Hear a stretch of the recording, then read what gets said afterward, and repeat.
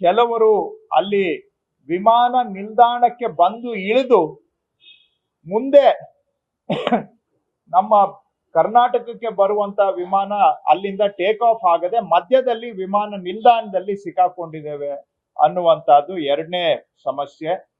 ಅವರಿಗೆ ಪರಿಹಾರ ಏನಂದ್ರೆ, ನಮ್ಮಲ್ಲಿ ಸ್ಟೇಟ್ ಎಮರ್ಜೆನ್ಸಿ ಆಪರೇಷನ್ ಸೆಂಟರ್ ನಾವು ಈಗಾಗಲೇ ಆಕ್ಟಿವೇಟ್ ಮಾಡಿದ್ದೇವೆ. ಅವ್ರದ್ದು ಕಾಂಟ್ಯಾಕ್ಟ್ ನಂಬರು 08022340676 ಅಥವಾ 22253707 ಕೊಡ್ತೇನೆ ನಿಮ್ಗೆ. 22340676 ಅಥವಾ 22253707 ಇವೆರಡು ನಂಬರ್ಗೆ ಫೋನ್ ಮಾಡಬಹುದು. ಇದು ನಮ್ಮ ಹೆಲ್ಪ್ ಲೈನ್ ಸಹಾಯವಾಣಿ ಕೇಂದ್ರ. ಯಾರಾದ್ರೂ ಏರ್ಪೋರ್ಟ್ ಅಲ್ಲಿ ನಾವು ಮಧ್ಯದಲ್ಲಿ ಬಂದು ಸಿಕ್ಕಾಕೊಂಡಿದ್ದೇವೆ ಅಂದ್ರೆ ಬಹುಶಃ ದುಬೈ ಏರ್ಪೋರ್ಟ್ ನಲ್ಲಿ ಇದ್ದಾರೆ ಅಥವಾ ಬಹರೀನ್ ಏರ್ಪೋರ್ಟ್ ನಲ್ಲಿ ಇದ್ದಾರೆ. ಇಲ್ಲಿವರೆಗೂ ನಮ್ಗೆ ಜಾಸ್ತಿ ಕರೆಗಳು ಬಂದಿರೋದು ಈ ಎರಡು ಏರ್ಪೋರ್ಟ್ ಇಂದಾನೆ.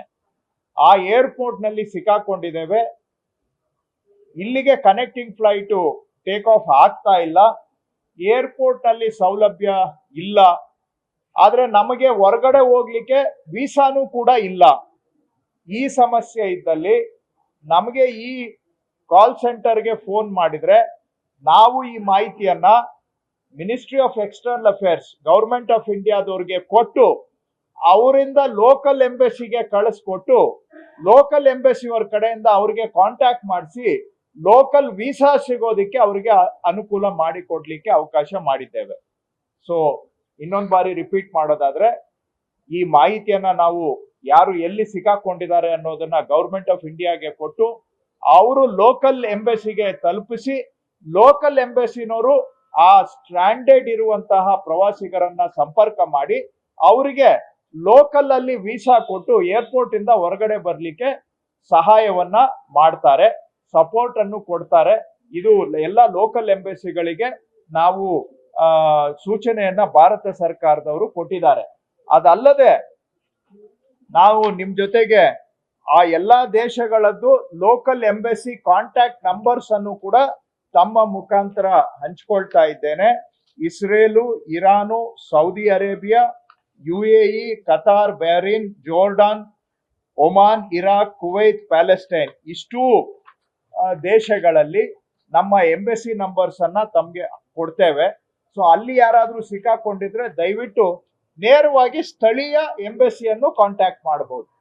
ನಮಗೆ ಕರೆ ಕೊಟ್ರೆ ನಾವು ಗವರ್ಮೆಂಟ್ ಆಫ್ ಇಂಡಿಯಾ ಮುಖಾಂತರ ಅವ್ರಿಗೆ ಮಾಹಿತಿ ಕಳಿಸ್ಕೊಡ್ತೇವೆ. ಇಲ್ಲ ಅಂದ್ರೆ ಡೈರೆಕ್ಟ್ ಆಗಿ ಅಲ್ಲಿನ ಎಂಬಸಿಗೆ ಕಾಂಟ್ಯಾಕ್ಟ್ ಮಾಡಿದ್ರೆ ಅವರು ವೀಸಾಗೆ ಟ್ರಾನ್ಸಿಟ್ ವೀಸಾಗೆ ಅರೇಂಜ್ ಮಾಡ್ತಾರೆ ಅಥವಾ ಬೇರೆ ಲೋಕಲ್ ಸಪೋರ್ಟ್ ಅನ್ನ ಕೊಡಬೇಕು ಅಂತ ಅವರಿಗೆ ಭಾರತ ಸರ್ಕಾರ ಸೂಚನೆಯನ್ನ ಕೊಟ್ಟಿದೆ. ಇದು ಅಲ್ಲದೆ ಕೇಂದ್ರ ಸರ್ಕಾರದ್ದು ಸಾರಥಿ ಸಹಾಯ ಅಂತ ಒಂದು ವೆಬ್ ಪೋರ್ಟಲ್ ಇದೆ, ಅಲ್ಲೂ ಕೂಡ ನೇರವಾಗಿ ಸಂಪರ್ಕ ಮಾಡಬಹುದು. ಸೊ 3 ವಿಧಾನ ಇದೆ. ಒಂದು, ನಮ್ಮ ಸ್ಟೇಟ್ ಎಮರ್ಜೆನ್ಸಿ ಆಪರೇಷನ್ ಸೆಂಟರ್ ನಮ್ಮ ಹೆಲ್ಪ್ ಲೈನ್ಗೆ ಫೋನ್ ಮಾಡಬಹುದು, ನಾವು ಅದನ್ನ ಕೇಂದ್ರ ಸರ್ಕಾರಕ್ಕೆ ಕೊಟ್ಟು ಅಲ್ಲಿಂದ ಎಂಬಸಿಗೆ ಕೊಡಿಸ್ತೇವೆ. ಅಥವಾ ನೇರವಾಗಿ ಲೋಕಲ್ ಎಂಬಸಿಗೆ ಸಂಪರ್ಕ ಮಾಡಬಹುದು. ಅಥವಾ ಕೇಂದ್ರ ಸರ್ಕಾರದ ಸಹಾಯವಾಣಿ ಆನ್ಲೈನ್ ಅಲ್ಲಿ ಸಾರಥಿ ಸಹಾಯ ಅಂತ ಇದೆ, ಅದಕ್ಕೂ ಕೂಡ ಸಂಪರ್ಕ ಮಾಡಬಹುದು. ಸೊ ಇದರ ಮುಖಾಂತರ ಲೋಕಲ್ ಅಲ್ಲಿ ಸದ್ಯಕ್ಕೆ ಟೆಂಪ್ರರಿ ಆಗಿ ಏರ್ಪೋರ್ಟ್ ಅಲ್ಲಿ ಸಿಕ್ಕಾಕೊಂಡಿರೋರಿಗೆ ವೀಸಾ ಅರೇಂಜ್ಮೆಂಟ್ಸ್ ಅನ್ನ ಮಾಡಿ ಏರ್ಪೋರ್ಟ್ ಇಂದ ಹೊರಗಡೆ ಬಂದು ಹೋಟೆಲ್ ಅಲ್ಲಿ ಅಕಾಮಿಡೇಷನ್ ತಗೊಂಡು ಈ ಗಲಭೆ ಕಡಿಮೆ ಆಗೋವರೆಗೂ ಕಾಯಲಿಕ್ಕೆ ಅವಕಾಶ ಆಗತ್ತೆ. ಇನ್ನು 3ನೇ ವಿಷಯ, ಇವ್ರಿಗೆ ಅಲ್ಲಿ ಅಕಾಮಿಡೇಷನ್ ಮತ್ತೊಂದು ಮಗದೊಂದು ಅದರ ಖರ್ಚು ವೆಚ್ಚಗಳ ಬಗ್ಗೆನೂ ಕೂಡ ಕೆಲವು ಪ್ರಶ್ನೆಗಳು ಬಂದಿದ್ದಾವೆ. ನಾವು ನೇರವಾಗಿ ಆಯಾ ದೇಶಗಳಲ್ಲಿ ಅಲ್ಲಿ ಹೋಟೆಲ್ ಖರ್ಚನ್ನ ಕೊಡ್ಲಿಕ್ಕೆ ನಮ್ಗೆ ಯಾವುದು ಸಾಧನ ಇಲ್ಲ. ಮತ್ತು ಒಂದು ರಾಜ್ಯ ಸರ್ಕಾರ ಹೊರದೇಶದಲ್ಲಿ ಏನೇ ಮಾಡ್ಬೇಕಾದ್ರೂ ಕೇಂದ್ರ ಸರ್ಕಾರದ ಮುಖಾಂತರವಾಗಿ ಮಾಡಬೇಕಾದಂತ ಅವಶ್ಯಕತೆ ಇರುತ್ತೆ. ಆದಾಗ್ಯೂ ಸಹ ನಮ್ಮ ಕರ್ನಾಟಕದ ನಿವಾಸಿಗಳು ಅಲ್ಲಿ ಏನಾದ್ರೂ ಸಿಕ್ಕಾಕೊಂಡು ಹೋಟೆಲ್ ಅಲ್ಲಿ ಖರ್ಚು ವೆಚ್ಚಕ್ಕೆ ಹಣ ಇಲ್ಲ ಅಂತ ಹೇಳಿದ್ರೆ ನಾವು ಭಾರತ ಸರ್ಕಾರಕ್ಕೆ ಮನವಿ ಮಾಡಿದ್ದೇವೆ.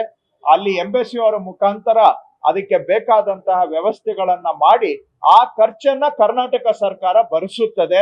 ಕೇಂದ್ರ ಸರ್ಕಾರದವರು ಎಷ್ಟು ಖರ್ಚಾಗಿದೆ ಅಂತ ನಮ್ಗೆ ಕೊಟ್ರೆ ಅದು ಎಷ್ಟೇ ಖರ್ಚಾಗಿದ್ರು ಕೂಡ ಅದನ್ನ ಭರಿಸ್ಲಿಕ್ಕೆ ನಾವು ಸಿದ್ಧರಿದ್ದೇವೆ ಅನ್ನುವಂತ ವಿಷಯವನ್ನ ಕೇಂದ್ರ ಸರ್ಕಾರದ ಗಮನಕ್ಕೆ ನಾವು ತಂದಿದ್ದೇವೆ. ಆದ್ರೆ ಲೋಕಲ್ ಅಲ್ಲಿ ಬೇರೆ ದೇಶದಲ್ಲಿ ಆಪರೇಟ್ ಮಾಡಬೇಕಾದ್ರೆ ನಾವು ಭಾರತ ಸರ್ಕಾರದ ಮುಖಾಂತರವಾಗಿ ನಾವು ಆಪರೇಟ್ ಮಾಡಬೇಕಾಗತ್ತೆ. ಸೊ ಅಲ್ಲಿ ಎಂಬಸಿ ಅವರಿಗೆ ಕರ್ನಾಟಕದ ನಿವಾಸಿಗಳಿಗೆ ಏನಾದ್ರೂ ಹೋಟೆಲ್ ಖರ್ಚು ವೆಚ್ಚ ಬಂದ್ರೆ ಅದನ್ನ ಭರಿಸ್ಲಿಕ್ಕೆ ಕರ್ನಾಟಕ ಸರ್ಕಾರ ತಯಾರಿದೆ. ಅದನ್ನ ಎಂಬಸಿ ಮುಖಾಂತರ ಗೌರ್ಮೆಂಟ್ ಆಫ್ ಇಂಡಿಯಾ ಮುಖಾಂತರ ನಮ್ಗೆ ಬಂದ್ರೆ ಆ ಖರ್ಚು ವೆಚ್ಚವನ್ನು ಕೂಡ ಕರ್ನಾಟಕ ಸರ್ಕಾರ ಭರಿಸ್ಲಿಕ್ಕೆ ಸಿದ್ಧವಾಗಿದೆ ಅನ್ನುವಂತಹದ್ದು ವಿಷಯ. ಇಷ್ಟು ವಿಷಯಗಳು